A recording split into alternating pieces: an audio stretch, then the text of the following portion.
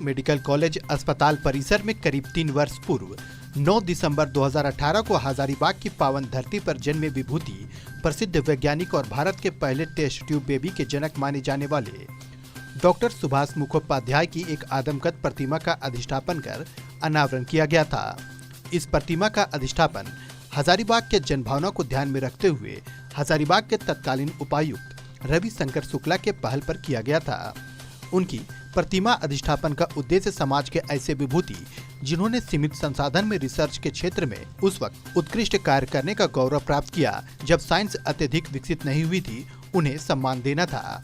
अस्पताल परिसर में ऐसे विभूति डॉक्टर सुभाष मुखोपाध्याय की आदमकद प्रतिमा को देख यहाँ आने वाले लोग उनके बारे में जानने को इच्छुक हो रहे थे और उनकी संघर्षपूर्ण जिंदगी की दास्तान को जानकर उनसे प्रेरणा लेते थे।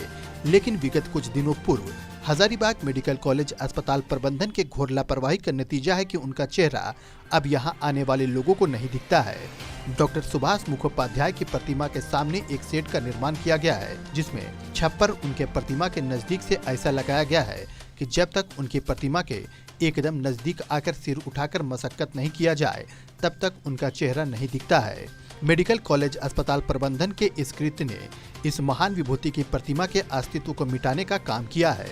इस संबंध में हजारीबाग सदर विधायक मनीष जायसवाल के मीडिया प्रतिनिधि रंजन चौधरी ने संजीदगी दिखाई है और हजारीबाग की जनता के सामने अस्पताल प्रबंधन की इस घोर लापरवाही को प्रदर्शित किया है। रंजन चौधरी ने इस मामले को लेकर एचएमसीएच के medical superintendent doctor Vinod Kumar से मुलाकात कर इस बाबत जानकारी देते हुए तत्कालीन हजारीबाग की जनभावना का कदर करते हुए ऐसे महान विभूति जिनके जन्म स्थली हजारीबाग है उनके सम्मान की रक्षा के लिए तत्काल प्रतिमा के समक्ष लगाए गए सेट को हटाने की मांग की है। Medical superintendent doctor Vinod Kumar ने सेट का कार्य करने वाली एजेंसी से बात करके इसे हटाने का आश्वासन विधायक मीडिया प्रतिनिधि रंजन चौधरी को दिया है। इस संबंध में विधायक मीडिया प्रतिनिधि ने बताया कि महान विभूति डॉक्टर सुभाष मुखोपाध्याय का जन्मस्थली हजारीबाग स्थित उनके नानी के यहाँ झंडा चौक पर वर्तमान सदर विधायक कार्यालय परिसर में होना सबों के लिए गर्व की बात है, जिन्होंने सीमित संसाधन और तकनीक के सहारे जो प्रयास किया वरन सिर्फ सफल रहा बल्कि आज समाज के ऐसे दंश झेलने वालों के लिए वरदान साबित हो रहा है और उनकी सोनी गोद भर रही है। उनके परिवार एवं जीवन में खुशियों का सौगात आ रहा है। ऐसी महान विभूति को जहां उनके कर्म स्थल में बंगाल की सरकार ने इज्जत न देकर उल्टा उन्हें तंग किया, वहीं उनके जन्मस्थली हजारीबाग की धरती पर उन्हें सच्ची श्रद्धांजलि इस आदमकद प्रतिमा की अधिष्ठापना कर दी गई और हजारीबाग जिला प्रशासन ने हजारीबाग की जनभावना का कदर किया।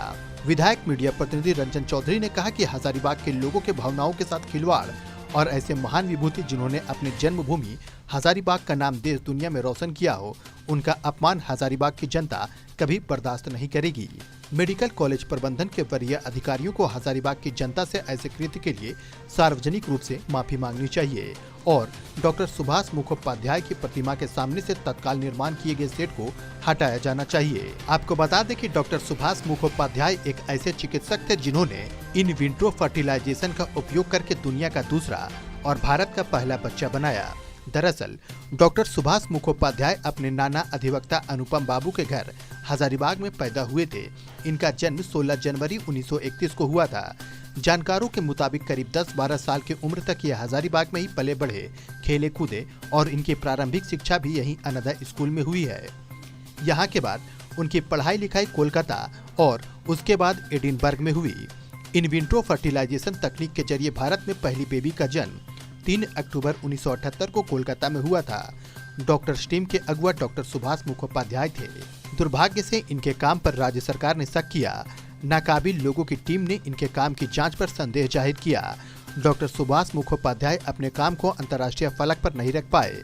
मुखोपाध्याय को अपने काम को चिकित्सा विज्ञानियों के समक्ष अंतर्राष्ट्रीय फलक पर रखने के लिए टोक्यो जाना था। डॉक्टर पर संदेह करते हुए मुखोपाध्याय को टोक्यो जाने से रोक दिया गया। इससे निराश हुए मुखोपाध्याय ने 19 जून 1981 को कोलकाता में सुसाइड कर लिया। बाद में इनके काम को सही ठहराया गया और भारत के पहले टेस्ट ट्यूब बेबी के जनक के रूप में मान्यता दी गई। टेस्ट ट्यूब बेबी के जनक के ट्रेजेडी पर हिंदी में एक फिल्म बनी, एक डॉक्टर की मौत। इसमें पंकज कपूर, शबाना आजमी, दीप्ति नेवल जैसे कलाकारों ने काम किया है।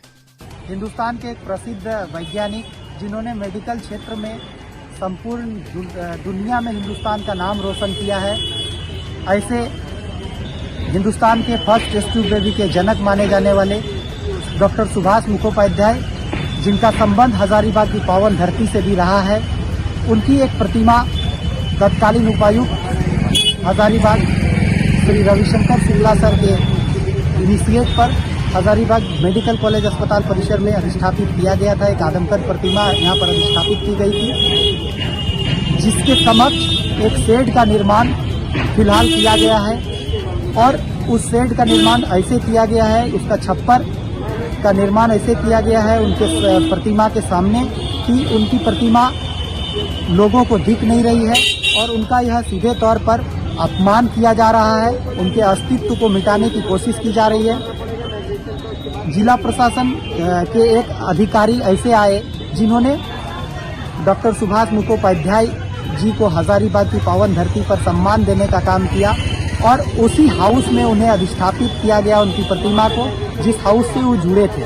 लेकिन आज हजारीबाग मेडिकल कॉलेज अस्पताल के जो उनके हाउस के लोग हैं, उनकी अनदेखी का यह नतीजा है कि आज उनकी जो प्रतिमा है उनका अस्तित्व खतरे में है।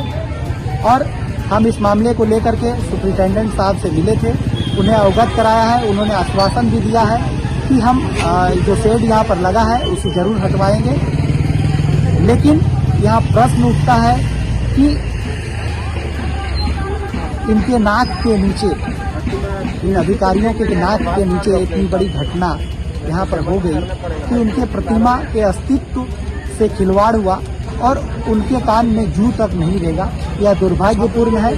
हम आग्रह करेंगे हजारीबाग जिला प्रशासन से, मेडिकल कॉलेज अस्पताल के अधिकारियों से कि सार्वजनिक रूप से हजारीबाग की जनता से उन्हें इस कुकृत्य के लिए माफी मांगना चाहिए और इसके जो जिम्मेवार लोग हैं उन पर कार्रवाई सुनिश्चित करनी चाहिए।